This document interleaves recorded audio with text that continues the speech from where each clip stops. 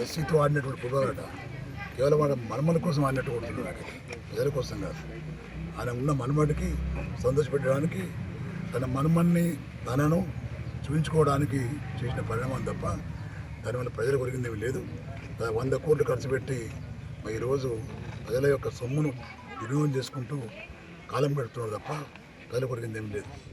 మరి ఈరోజు రైతులు బాధపడుతున్నారు, అదేవిధంగా మహిళలు బాధపడుతున్నారు, అదేవిధంగా ఉద్యోగస్తులు బాధపడుతున్నారు, అన్ని రకాల వ్యక్తులు బాధపడుతున్నా మరి రోమ్ నగరం తగలబడుతుంటే మరి ఏదైతే రోమ్ చక్రవర్తి పిడిని వాయించినట్టు ఈ విధమైన కార్యక్రమం జరుగుతూ ఉన్నాయి.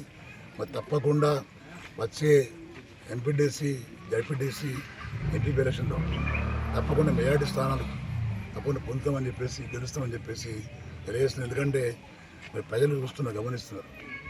2 ఏళ్ల పరిపాలనలో వారు చేసినటువంటి జిల్లాలలో మొదటి విడత పోలింగ్లో బీఆర్ఎస్ బలపరిచినటువంటి సర్పంచులు దాదాపుగా 50 to 60% గెలవడం జరిగింది.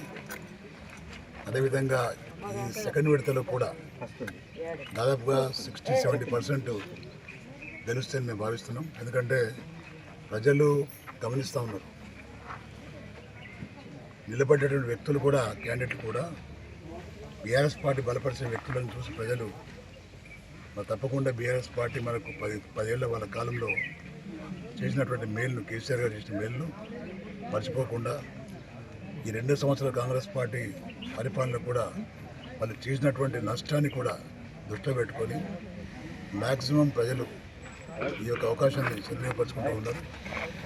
ఇది కాంగ్రెస్ ప్రభుత్వం వచ్చిన తర్వాత ఏ ఒక్క హామీ కూడా అమలు చేయకుండా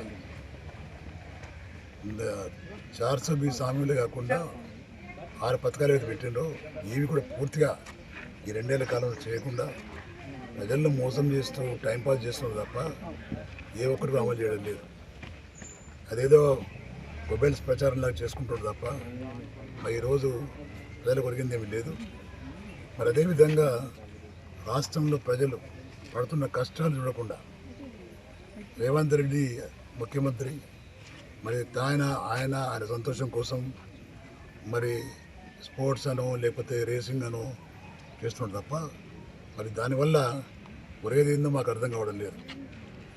అదేవిధంగా మరి గతంలో బీఆర్ఎస్ పార్టీ ప్రభుత్వ హయాంలో ఏదైతే కార్ రేసింగ్ పెట్టినామో ఆ కార్ రేసింగ్లో దాదాపు 600-700 కోట్లు వ్యాపారం వచ్చినా దాని మీద అబాండాలు వేస్తూ కాలం గడుపుతూ ఉన్నారు.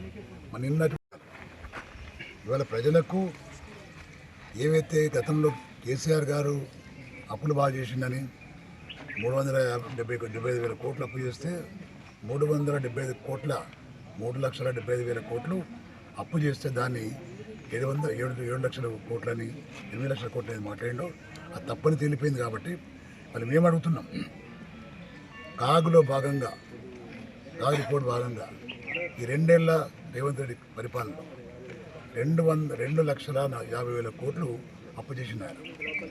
అప్పు చేసి మేము అప్పుడు చెరువులు బాగా చేసినాము, రోడ్లు బాగా చేసినాము, ప్రజలకు మంచినీళ్ళు ఇచ్చినాము, మేము కాళేశ్వరం ప్రాజెక్టు కట్టినాము, దాని కింద ఉన్నటువంటి సబ్స్టేషన్లు కట్టినాము, చెరువులు రిజర్వాయర్లు కట్టినాము మేము. అదేవిధంగా ప్రజలకు రైతు బంధు ఇచ్చినాము, రైతు బీమా ఇచ్చినాము, మరి పెన్షన్ ఇచ్చినాము 2,000 రూపాయలు. మరి అదేవిధంగా మన మహిళలకు, స్త్రీలకు కళ్యాణాలకు చెక్కులు ఇచ్చినాం మేము.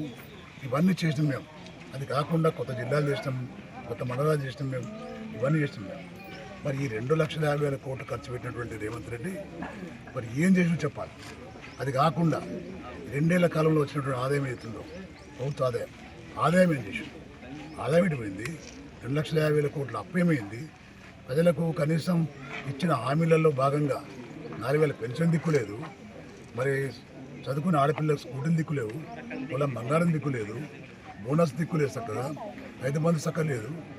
ఇవన్నీ ఇవ్వకుండా అప్పులు చేసి ఏం చేస్తున్నారు? ఏదైతే అంటున్నా ఈ రాష్ట్రంలో దొంగలు పడి దోసుకొని తింటున్నారు తప్ప ప్రజలకు కొరిగింది ఏమీ లేదు. ప్రజలు గమనించాలని కూడా మనం చేస్తున్నాం. ధన్యవాదాలు.